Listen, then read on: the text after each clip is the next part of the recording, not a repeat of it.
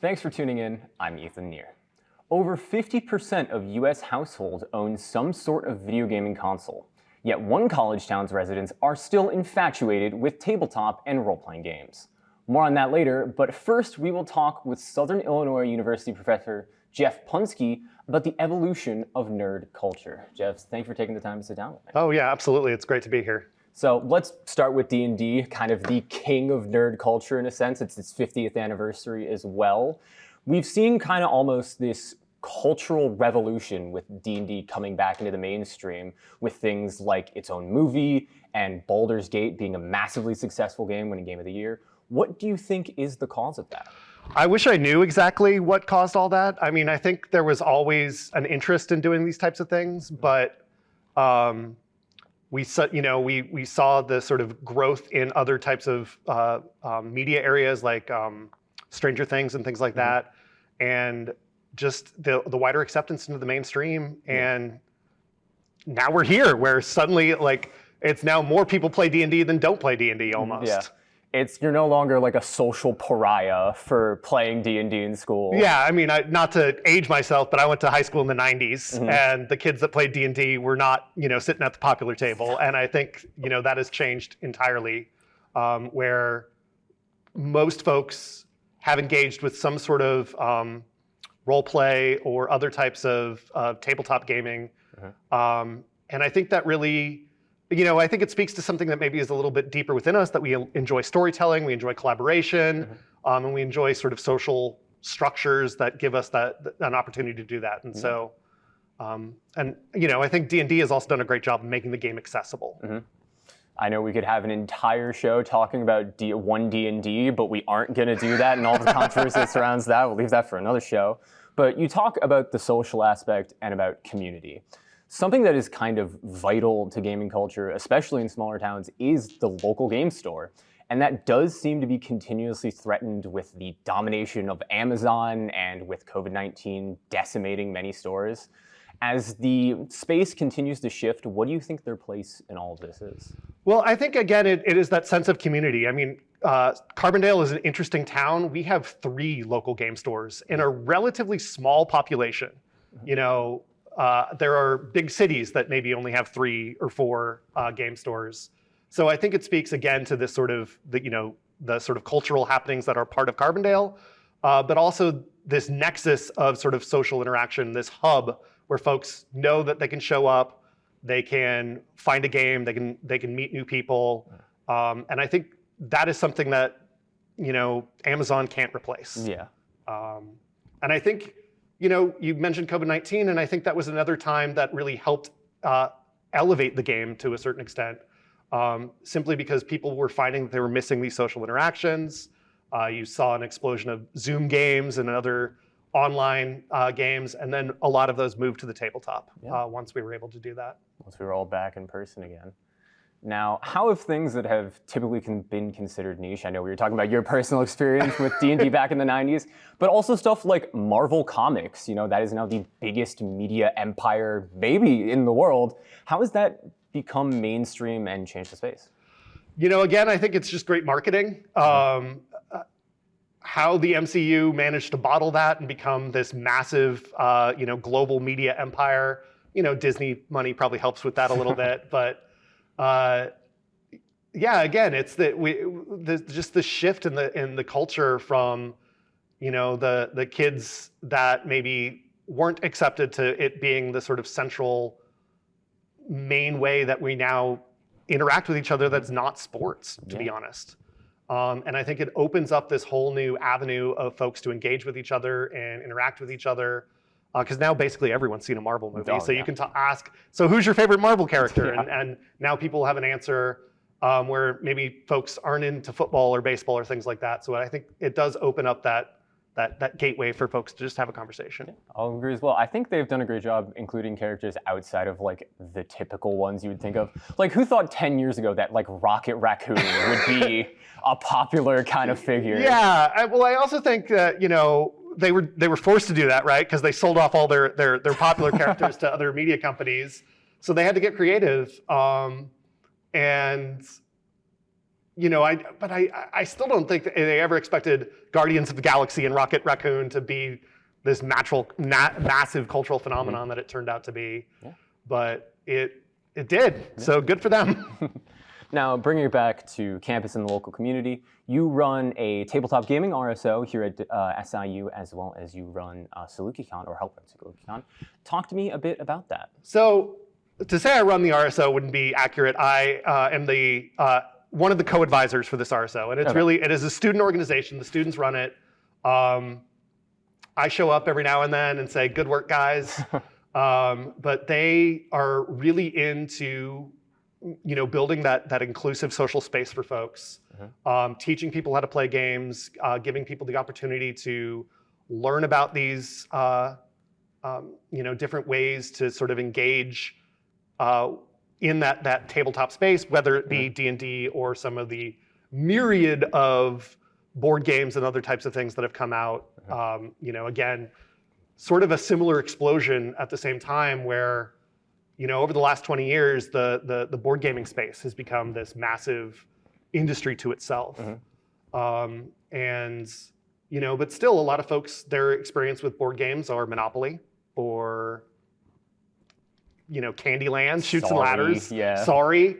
And they don't, so just seeing the available options and seeing the ways in which you can engage creatively or, learn about different social dynamics, different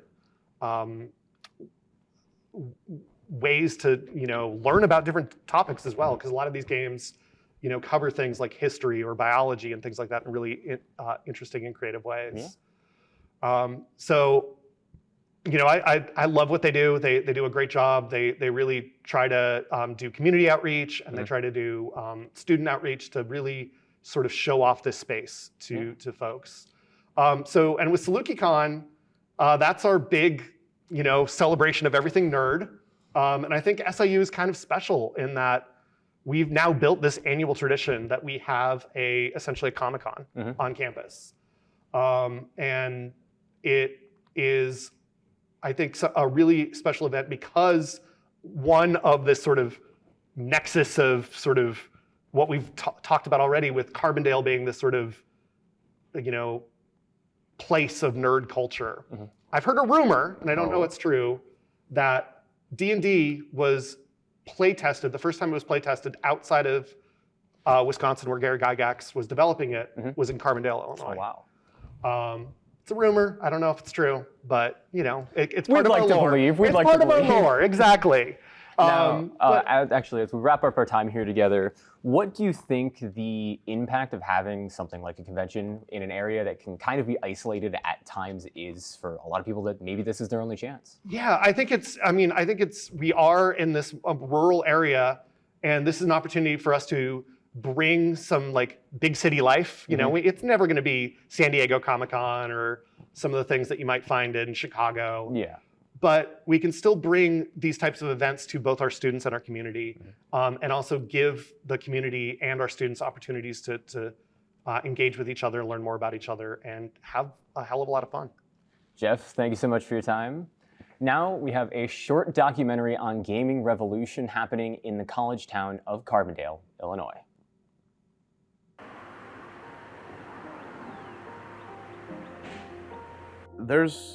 I wouldn't have met half of my best friends in the world if it weren't for game stores. And that has traveled with me through all of the game stores. Because this tends to be a nexus of like-minded people. It's a place where everybody can belong. And feel welcome. There's no discrimination. You come in, we don't care what you look like, who you are. It's just about having fun with people.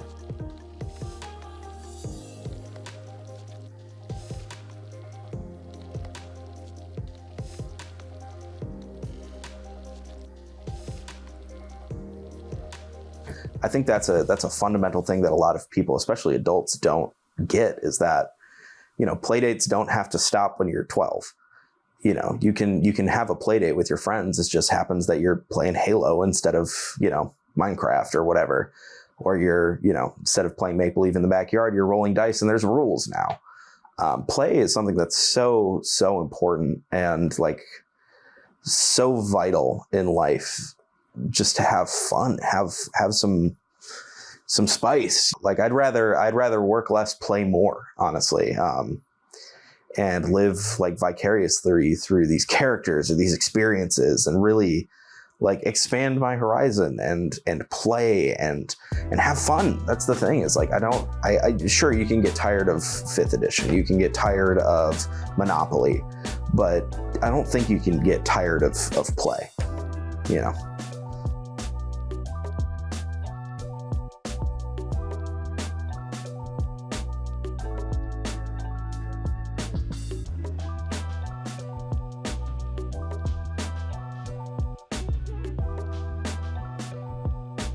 I met my husband now in college, and his family was big into game nights, and he taught me how to play Settlers of Catan.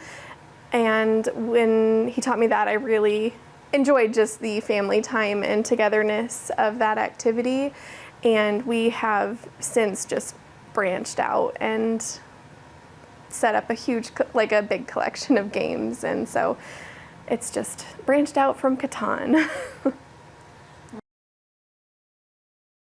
I really enjoy, I think Fury of Dracula would probably be one of my favorites. It's a co-op game for 4 players, and then the 5th player actually plays Dracula, and Dracula is hidden over a map of Europe, and you have to work together to try to find Dracula as he's turning other people in Europe into vampires. And I really enjoy it because you have the co-op-ness of the game, which I like, working together with people for a common goal. And then there's also the one person who is against you.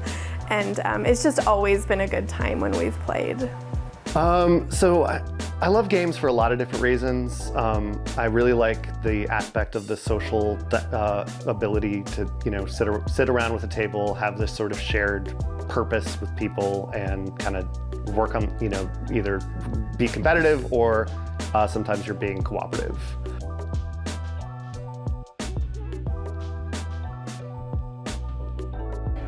One of the nice things about gaming is that it gives you a common thread for all people of all backgrounds and all places.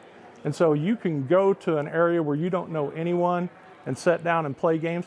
That's why there are gaming conventions all over the world. And so to go and meet new people and play the same game and see how they approach the game, it's a learning experience and a sharing experience. And to me, that just goes to human nature in general. It's honestly just community. I can't think of anything better I'd rather do with my free time than come to a game store, hang out with all the friends I've made along the way, and at the same time, maybe get to punish some fools who think they're better than me. Over the course of the last 7 years, we really reached out to different communities, and that really gave me the drive to increase our membership. And by doing that, we met a lot of different people, made a lot of good contacts with different libraries, conventions, and things like that. So it just keeps me going because we want to keep growing and keep getting better and offer what we do to different communities. We started doing it with the community because community-wise, it's a good way to meet people, and you bring all types of people that we would probably never really get to meet in our normal circles. Through gaming, we just get to meet all kinds of people. We really enjoy meeting the people and the connections that we make with everybody. We go to a lot, we do conventions in the area, and I mean, we meet people from all over. With the Greyhawk Gamers Guild, it's just enjoyable community, friendship, fellowship time that we get to have together. A friend of mine told me about this interesting game he had played in which some guy walked into a bar and changed into a robot. This sounded really interesting, so I invited myself along to the next gaming session and started playing Dungeons & Dragons back about 1979, and have been playing ever since. It's beautiful that these games kind of facilitate friendships and community and relationships kind of wherever they are. while also kind of being this tight-knit thing wherever they are as well.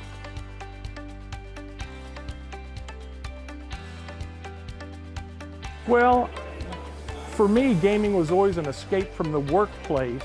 And so it was a way to be able to forget about the pressures of job and home. And just to make friends. You know, it was something that I could share with my friends, and even though it's competitive, it's a little bit like Vegas. You leave it at the table, you don't take it home with you. It allows people to escape. It allows people to, you know, run away from problems for an hour or two, God forbid. You know, I mean, we live in such a way where a lot of stuff is wanting to escape, and, you know, you throw a couple cards down on the table, or you roll some dice, and that's a great way for people to feel better about their life and to enjoy a little bit of casual, you know, escapism and running away from the problems in the everyday.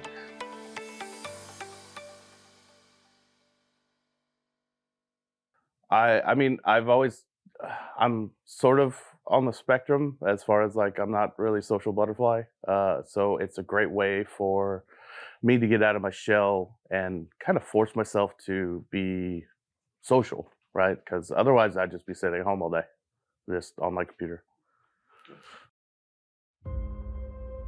For board games, when I'm watching a television show with my husband, we're not necessarily interacting. We're just sitting there watching it, and then we'll talk about it afterwards. But with a board game, there's communication, not even just about the board game. We're talking about our day in between turns. We're laughing about stuff that's happening in the game. We're just communicating and interacting, which I think is a really good benefit in a society where we're all pretty obsessed with our screens and stuff. So I really enjoy when we can kind of unplug and play some games. When you're playing video games, you got social skills on the internet, but when you're sitting down and playing with people, you learn how to get along, and then of course you're learning new games. It helps the thought process. I think there are two major things that are really nice about gaming. First is, again, the social aspect, that you get an opportunity to either spend time with people that you really, you know, want to spend time with, or you get an opportunity to meet new people, depending on the context that you're playing. But also a lot of these games really force you to think in new and interesting ways, do problem solving, puzzle solving, all these different types of things, which really, you know, helps keep your minds engaged and active even when you're doing something that's more for fun.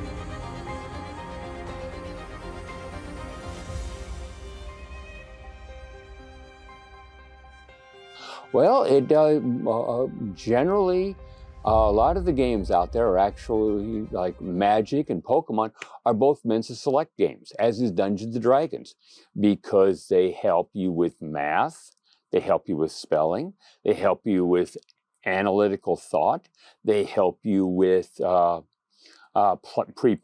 planning. So there's a lot of benefits to gaming.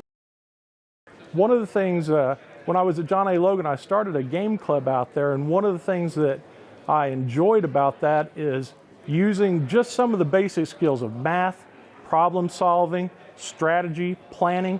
Those sort of things come around to real life applications.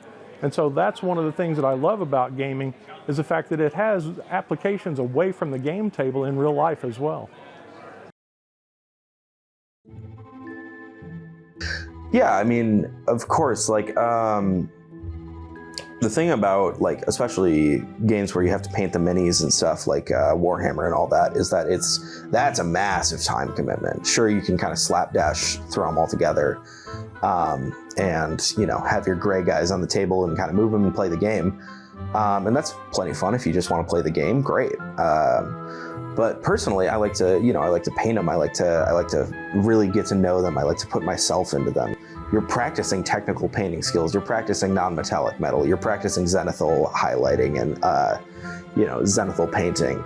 You're practicing these crazy technical skills of, glazing and washing and using inks and using oils and these incredible kind of techniques that I've learned from mini painting and applied to my like actual technical artwork. It's an avenue for creation, and I think that's honestly one of the best parts about the hobby, besides the play aspect of it, is that it, at its core, is a creative exercise.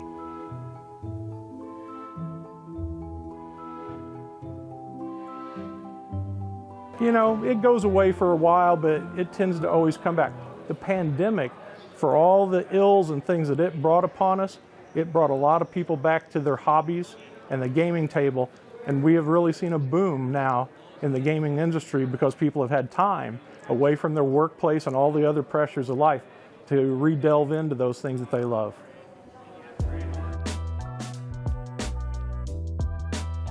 The history of tabletop games is not something I'm an expert at, but I mean, I know, for instance, that there are ancient Greek vases that have pictures of people playing games on them. So, I mean, I think basically as long as we've been sort of in a society together, we've been doing games, and you can find other types of examples of this throughout the world. I think we see like the sort of initial sort of build of this in like the 70s. And this is really where it's still very, very niche. Like so this is when D&D was first made. It's when people are doing a lot of like war games and things like that, but it's still a very, very niche, very small group of people. That of course, D&D gained some popularity, and in the like 80s you had the Satanic Panic, which led to like a sort of pushback against these role-playing games and stuff like that. And then in the 90s, and really in the early 2000s, that's when we see this big explosion of interest in both back into Dungeons and Dragons, but also into these more complex tabletop board games. Board games at that era were still primarily aggravation, Monopoly, Sorry, games like that. What we call Euro-style games had not caught on in the United States at that time. They would not become popular here until about the early 90s, when a game called Settlers of Catan started getting popular.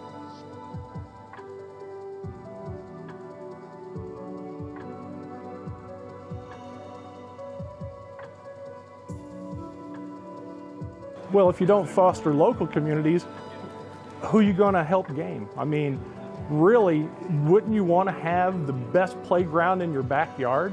And so why else would you want to foster other places first? You want to have your home base and then expand it out. And that's one of the great things. And I've worked for a very long time to try to get the gaming community here in the Carbondale area together. I've had people say that Carbondale is kind of like the mecca of gaming for Southern Illinois because of the college. But Carbondale, SIU really were kind of major nexus points in the early stages of the sort of modern renaissance of gaming. Well, as far as the gaming community here in Carbondale, there's certainly been times it's waxed and waned. The one thing about a college town is you go through the cycles of people who come here, they graduate, they move on. But they don't leave that gaming behind. Some of them carry it and spread it to other communities. But your community may suffer for a little while. I've seen children and grandchildren now coming to the game store in the Carbondale area to play games. And sometimes they'll know me and I won't recognize who they are when I'm at the store.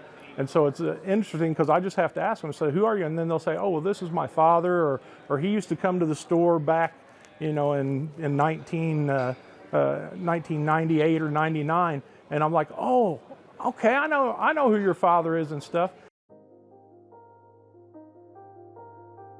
You're never too old to play any game. The endorphin rush is always going to be present. I have got people that come in and they're 6 years old, and their parents, back when, this makes me feel old, but they played Magic or Pokemon or D&D here back in the 90s, and now they're bringing their kids in to buy the Magic, Pokemon, or get them started on D&D. Oh no. No. We have people in their 70s that come to the group. We've got little kids who come.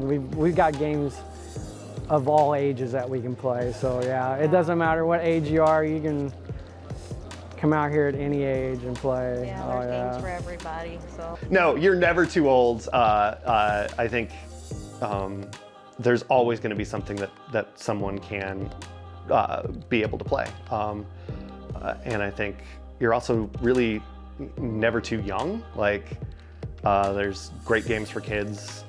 So it really is a hobby that can cover the entire age range. Never too old to play a board game. The board games will always have an age for beginners, and then I think for the most part they leave, it's always plus, 8 plus, 10 plus, 14 plus. But I don't think you're ever too old to learn something new and to have fun.